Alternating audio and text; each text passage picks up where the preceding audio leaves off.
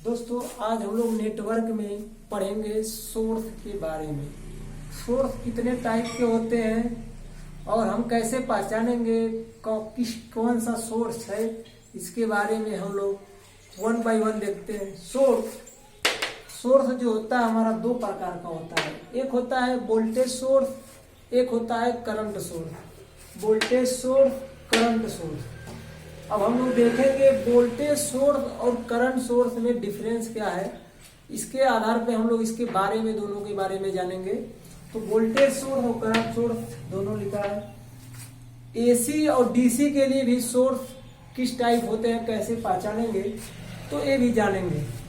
पहले देखते हैं एसी के लिए वोल्टेज सोर्स। वोल्टेज सोर्स के हमेशा सीरीज में जो होता है हमारा इम्पीडेंस, जेडएस को बोलते हैं इम्पीडेंस। इम्पीडेंस का यूज हमेशा एसी के लिए किया जाता है।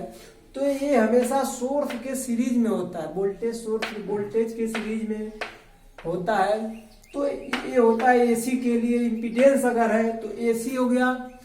अगर आरएस लिखा है इसका मतलब ये डीसी है। यहाँ पे देखिए एसी भी है, डीसी है। तो ये एसी के लिए, डीसी के लिए ऐसे जानेंगे। और दूसरी चीज वोल्टेज सोर्स में हमेशा जो होता है इम्पीडेंस या रेजिस्टेंस सीरीज में लगा होता है। अब इसमें एक चीज और ध्यान देना है, कंसीडर करना है।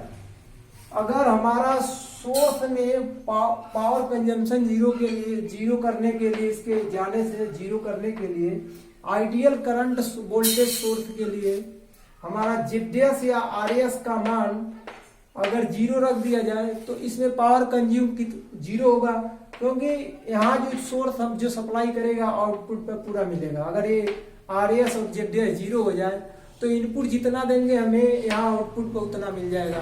तो आइडियल के लिए हम लोग जेडएस और या आरएस का मान जीरो कंसीडर करते हैं।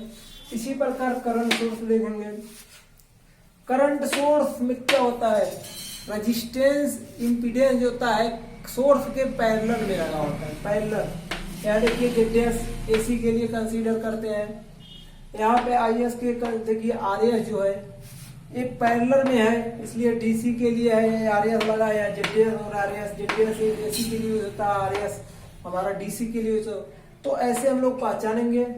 और इसमें इसकी अपेक्षा क्या देना है, यहाँ पे जेडएस आरएस का मान जीरो होता है तो हमारा करंट वोल्टेज सोर्स आइडियल होता है, लेकिन यहाँ अपोजिट होता है।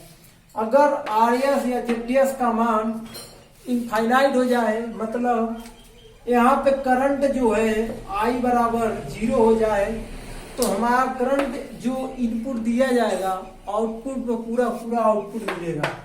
अगर इसमें करंट कंज्यूम हो रही है तो इसका मतलब हमारा करंट कुछ न कुछ लॉसेज हो रहा है, इसलिए इसका मान इनफाइनाइट कंसीडर किया जाता है। इसीलिए आइडियल के लिए आरएस या जेडएस का मान इनफाइनाइट रखा जाता है। तो आइडियल होता है जितना हम करंट इनपुट पे देंगे आउटपुट पे उतना करंट मिलेगा हमें।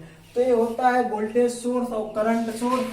अब हम लोग सोर्स पहचानने के बारे में कुछ जानेंगे, कुछ डिपेंडेंट सोर्स के बारे में। अगर वीडियो अच्छा लगे चैनल को सब्सक्राइब करना, लाइक करो और शेयर करो। और अभी हम इसके बाद पढ़ते हैं सोर्स को कैसे पहचाने, किस टाइप का सोर्स है, डिपेंडेंट सोर्स के बारे में हम लोग जानेंगे।